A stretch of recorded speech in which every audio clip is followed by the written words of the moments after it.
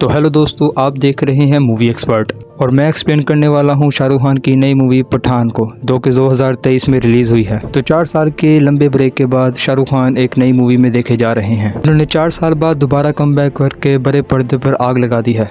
एक बड़ी मूवी बेहतरीन कास्ट और बेहतरीन स्टोरी के साथ और ज़बरदस्त VFX के साथ कमबैक कर रहे हैं। और वो डायलॉग तो आपने सुना ही होगा कि पठान आया है और पटाखे साथ लाया है। लेकिन इस पठान मूवी में 3 मूवीज़ की स्टोरी लाइन को मर्ज किया गया है, जिनमें से पहली मूवी थी टाइगर अभी जिंदा है, दूसरी मूवी थी द वॉर और तीसरी मूवी है पठान। इन तीनों मूवीज़ की स्टोरी लाइन आपस में जुड़ी हुई है, क्योंकि इन तीनों मूवीज़ के हीरो रॉ के टॉप एजेंट्स हैं जो कि अपने मुल्क को बचाने के लिए किसी भी हद तक जा सकते हैं। तो शुरू करते हैं वीडियो को बिना किसी देरी के। और तो अगर आप पाकिस्तान से हैं तो वीडियो को लाइक करें, इंडिया से हैं तो चैनल को सब्सक्राइब करें और बेल नोटिफिकेशन आइकन को दबा दें। अपने देश का नाम कमेंट सेक्शन में ज़रूर बताएं। तो चलिए बढ़ते हैं पठान मूवी की स्टोरी की तरफ। तो कहानी के शुरू में हमें सबसे पहले दिखाया जाता है पाकिस्तान 5 अगस्त 2019। पाकिस्तान के आर्मी जनरल जब अपना रूटीन चेकअप कराने के लिए डॉक्टर के पास जाते हैं तो डॉक्टर उन्हें बताता है कि आपको ब्रेन ट्यूमर है और आपके पास सिर्फ 3 या 4 साल का वक्त है जिंदा रहने के लिए। उसी वक्त वहाँ टीवी पर एक न्यूज़ आ रही थी कि इंडिया में एक आर्टिकल 370 को कैंसिल कर दिया गया है। ये न्यूज़ सुनते ही पाकिस्तान का जनरल कहता है कि अब तो जंग होगी, इंडिया ने अपने पाँव पर खुद ही कुल्हाड़ी मार ली है। जिसके बाद वो फ़ौरन एक टेररिस्ट ऑर्गेनाइजेशन को फ़ोन करता है जिसका नाम है आउटफिट एक्स, जो कि सिर्फ पैसों के लिए काम करती है और पैसों के लिए वो कुछ भी कर सकती है। उसके बाद जनरल अपने स्पेशल एजेंट जिम को फ़ोन करता है और उसे कहता है कि मुझे इंडिया का सर्वनाश चाहिए। मूवी में जिम के किरदार के लिए जॉन अब्राहम को सिलेक्ट किया गया है, जिस पर जिम जवाब में कहता है कि आपका काम हो जाएगा लेकिन इसमें थोड़ा सा टाइम लगेगा। डॉक्टर ने जनरल को कहा था कि आपकी ज़िंदगी महज 3 या 4 साल ही बची है। जनरल ने ये ठान लिया था ये इन्हीं 3-4 सालों में इंडिया का नामो निशान मिटा देगा। बाद हमें कहानी में 3 साल आगे का वक्त दिखाया जाता है। हमें सीन दिखाया जाता है अफ्रीका का, जहां बहुत सारे आतंकवादी बहुत सारे हथियार इलीगल तरीके से खरीद रहे होते हैं। वहीं एक ऐसा शख्स भी आया था जिसे एक बहुत बड़ी मिसाइल चाहिए थी, जिसके एक हमले से पूरे के पूरे मुल्क का नामो निशान दुनिया के नक्शे से मिट जाए। मिसाइल की खासियत ये भी थी कि ये जहाँ भी गिरती है कुछ ही वक्त में वहाँ की पूरी सिविलाइजेशन को तबाह कर देती है, किसी भी रडार में नजर नहीं आती। भी वहाँ डीलर का एक खास आदमी आता है जो कि उसे बताता है कि जगह की तलाश करता हुआ कोई अनजाना इंसान यहाँ पर आ गया है, लेकिन वो इन्हें कोई नुकसान नहीं पहुँचा पाएगा क्योंकि उसका एक ट्रीटमेंट चल रहा है। हमें वो आदमी दिखाया जाता है जिसका VIP ट्रीटमेंट चल रहा होता है। तो आदमी को यहाँ कुर्सी के साथ रस्सियों से बांधा होता है और उसकी बहुत ही धुलाई चल रही होती है, लेकिन इतनी मार खाने के बावजूद वो इंसान टस से मस नहीं होता। यही एंट्री होती है हमारे सबके फेवरेट शाहरुख खान द पठान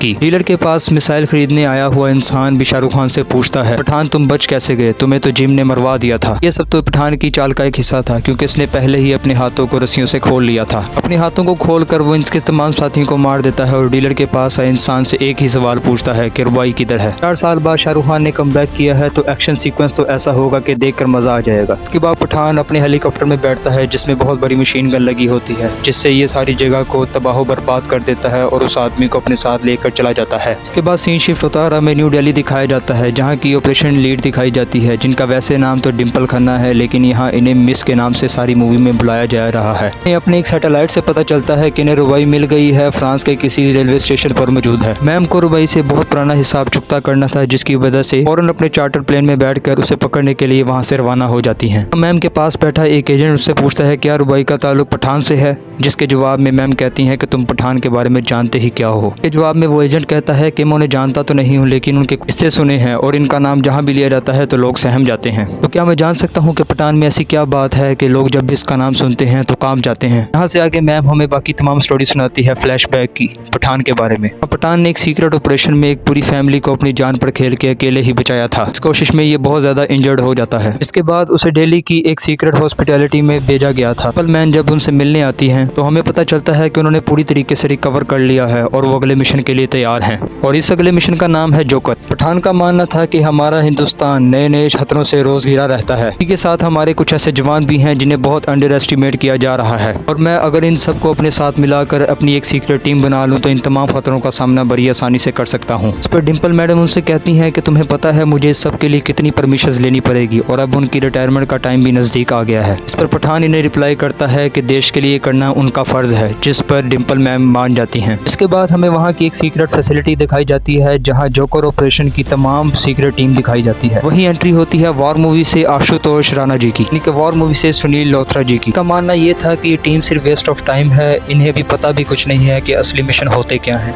जिस पर पठान और इसकी टीम इन्हें दिलासा दिलाते हैं कि वो जिस काम के लिए निकले हैं वो देश की भलाई की है और वो उसके लिए कुछ भी करेंगे। हमें पता चला है कि दुबई में हमारे प्रेसिडेंट की एक स्पीच होने वाली है जहाँ पर जाने माने साइंटिस्ट भी आने वाले हैं और जहाँ इन सब की जान को खतरा भी है। और मैं चाहता हूँ कि वहाँ पुलिस फोर्स बढ़ा दें और बाकी सब मैं और मेरी टीम संभाल लेंगे। और फिर सीन शिफ्ट होता है और हमें दुबई दिखाया जाता है जहां प्रेसिडेंट अपनी गाड़ी में स्पीच देने के लिए जा रहे होते हैं। तभी पठान को रियलाइज़ होता है कि ये सब सिर्फ उनका ध्यान भटकाने के लिए है। टेररिस्ट का असली मकसद तो कोई और ही है। उनका मकसद प्रेसिडेंट को नुकसान पहुंचाना नहीं बल्कि वहां पर मौजूद 2 साइंटिस्ट को अपने साथ अगवा करके ले जाना है। लेकिन इससे पहले कि पठान कुछ कर पाता, लेकिन तभी दूसरी जगह जिम यानी जॉन अब्राहम वहां पहुंच जाता है और साइंटिस्ट की गाड़ी पर हमला कर देता है और उन दोनों साइंटिस्ट को गाड़ी से निकाल कर अपने हेलीकॉप्टर में बिठाकर भागने लगता है। लेकिन तभी वहां एंट्री होती है हमारे पठान की और वहां इन दोनों के दरमियान 1-on-1 फाइट दिखाई जाती है। और इस लड़ाई के दौरान हमें बहुत सी बातें पता चलती हैं। जिम जॉन अब्राहम जो कि इस देश का एक्स रॉ एजेंट था, वो इस देश के लिए मर चुका है और जिसके लिए इसकी लाश को एक गोल्ड मेडल भी दिया गया था। इस मिशन में इसके साथ ऐसा हुआ था, उस मिशन में इसके बीवी और बच्चा भी मारा गया था। अब उसने देशभक्ति वाले काम से रिटायरमेंट ले ली थी और वो हर काम अपनी जेब भरने के लिए करता था। ये देखे कि इसमें कितने लोग मारे जाएंगे और किसका फायदा होगा और किसका नुकसान। बहुत लंबी फाइट के बाद जिम अपने काम में कामयाब तो हो जाता है, लेकिन पठान हार नहीं मानता। बाद पठान अपनी टीम को लेकर स्पेन चला जाता है। पठान को अपनी टीम से रुबीना नाम की एक लड़की का पता चला था जो कि जिम की टीम के साथ काम कर रही थी। जब पठान रुबीना पर नजर रखने के लिए जाता है तो जिम की टीम इसे पकड़ लेती है,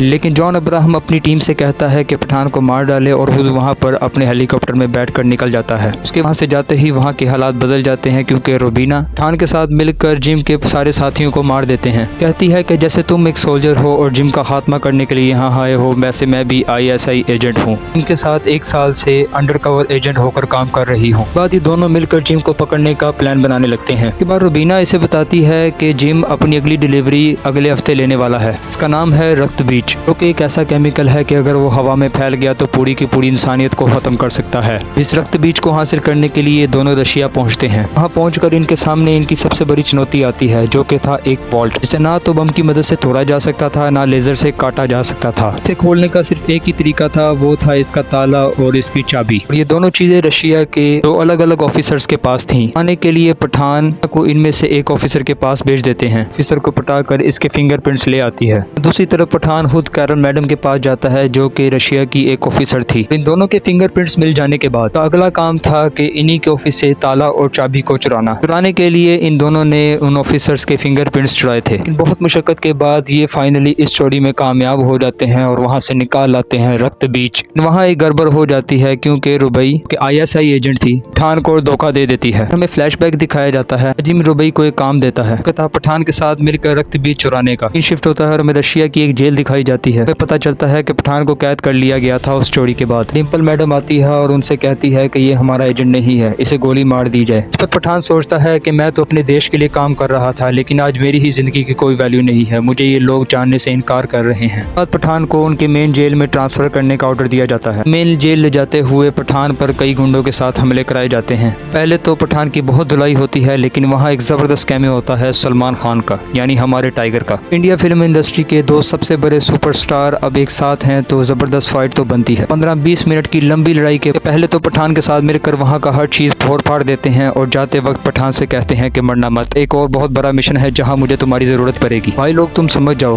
हमें आने वाले वक्त में पठान और टाइगर दोबारा एक मूवी में दिखाए जाएंगे। इसके बाद टाइगर एक पेन किलर खुद खाते हैं और एक पठान को खिलाते हैं और उसके बाद वहाँ से चले जाते हैं। इसके बाद कहानी प्रेजेंट टाइम में वापस आती है। डिम्पल मैडम पठान की टीम के पास पहुँच जाती है रुबई की फोटो लेकर उसके बारे में बताने। इन सबसे कहती है कि उन्होंने रुबई को फ्रांस में डिटेक्ट किया है। पठान को तो पहले ही रुबई पे बहुत ज्यादा गुस्सा था, इसलिए वो फौरन उसे पकड़ने के लिए फ्रांस पहुँच जाते हैं और उसे गन पॉइंट पर पकड़ लेते हैं। यहाँ रुबीना खान का अपना कन्फेशन स्टार्ट होता है कि अब उसके दिल में उसके देश के लिए देशभक्ति जाग गई थी कि जिम उस रक्त बीज का जिस काम के लिए इस्तेमाल करने वाला था उसमें कई मासूमों की जान जा सकती थी। पहले रुबीना खान को ये बात नहीं पता थी, लेकिन जैसे ही उसे ये पता चलता है वो जिम का साथ छोड़कर पठान का साथ देने के लिए तैयार हो जाती है। इस दौरान हमें दोनों एजेंट्स की एक बैक स्टोरी भी दिखाई जाती है। बाद सीन शिफ्ट होता है रशिया में, जहाँ जिम जिस वायरस को इंडिया पर गिराने वाला था वो वायरस तैयार हो जाता है। बाद एक साइंटिस्ट जिम से पूछता है कि वाकई तुम ऐसा करना चाहते हो, क्योंकि अगर ऐसा हुआ तो बहुत से मासूम लोग मारे जाएंगे। लेकिन जिम फैमिली की मौत का इंडिया से बदला लेना चाहता था। वो चाहता था कि इंडिया के बाकी एजेंट्स भी देखें अपनी फैमिलीज को खोना कैसा होता है।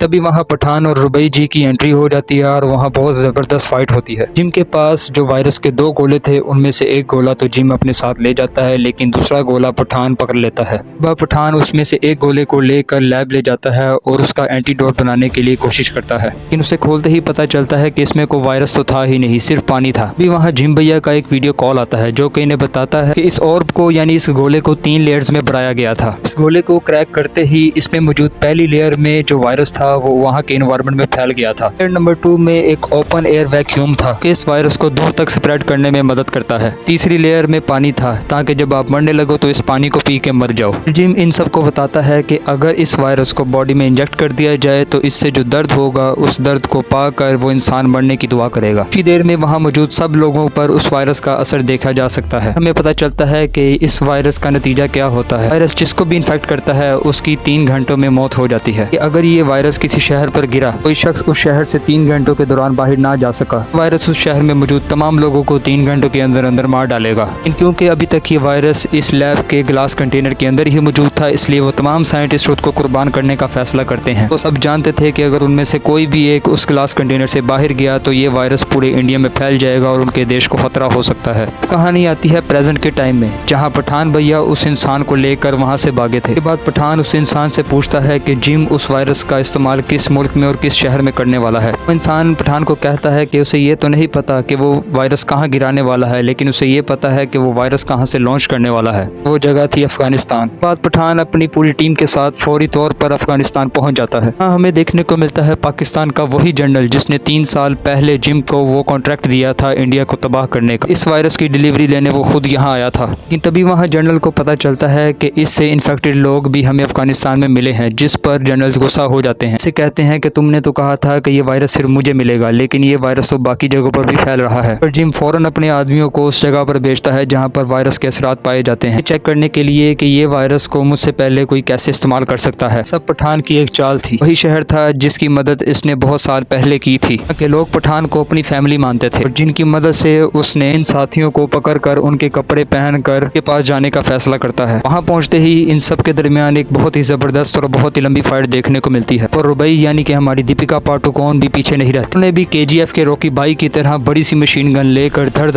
धड़ करके उस सारी जगह की ऐसी की तैसी करती। ये हमें पता चलता है कि जिम ने उस वायरस को उस मिसाइल में डाला ही नहीं था। वायरस न्यू दिल्ली जाने वाली एक फ्लाइट में रखा गया था। उस वायरस का रिमोट अपने पास रखा था। एक तरफ पठान की टीम उस मिसाइल को रोकने में लगी हुई थी, वहीं दूसरी तरफ पठान वहाँ जिम का सामना कर रहा था। न्यू दिल्ली में वो फ्लाइट आने वाली थी जिसमें वो वायरस रखा गया था और वक्त बचा था सिर्फ 2 सेकंड। बाद वो वायरस पूरी फ्लाइट में फैल जाता और जैसे ही वो लोग उस फ्लाइट से बाहर जाते तो वो वायरस उनके साथ मिलने वाले तमाम लोगों को भी इन्फेक्टेड कर देता। के नतीजे में पूरे का पूरा शहर कुछ ही देर में खत्म हो सकता था। तभी ऐन मौके पर पठान जी उस चाकू की नोक पर घुस जाते हैं और उस हमले को रोक देते हैं। एक तरफ इंडिया इस बहुत बड़े हमले से बच गया था, दूसरी तरफ पठान भी जिम को मार देता है, लेकिन मरने से पहले इससे वो मेडल चुरा लेता है जो कि इसे मिला था इंडिया की तरफ से। असली हकदार उनकी मैडम डिम्पल थी। लूथर जी पठान के पास आते हैं और उसे लंबी चौड़ी स्पीच देने के बाद कहते हैं आने वाले वक्त में हमें फिर पठान और टाइगर की जरूरत पड़े। साथ इस मूवी की कहानी खत्म होती है। बाद इस मूवी का हमें एक पोस्ट क्रेडिट सीन भी दिखाया जाता है जहाँ टाइगर और पठान एक साथ बैठे बातें कर रहे होते हैं। वो एक दूसरे से कहते हैं कि भाई 30 साल हो गए, आने वाले कन में कौन संभालेगा। की बात है तो संभालना तो हमें ही पड़ेगा। अगर आपको वीडियो अच्छी लगी हो तो वीडियो को लाइक करें, चैनल को सब्सक्राइब करें और बेल नोटिफिकेशन आइकन को दबा दें ताकि ऐसी तमाम अच्छी वीडियोस मैं आप तक जल्द से जल्द लाता रहूं। तो मिलते हैं अगली वीडियो तक के लिए। अल्लाह हाफिज।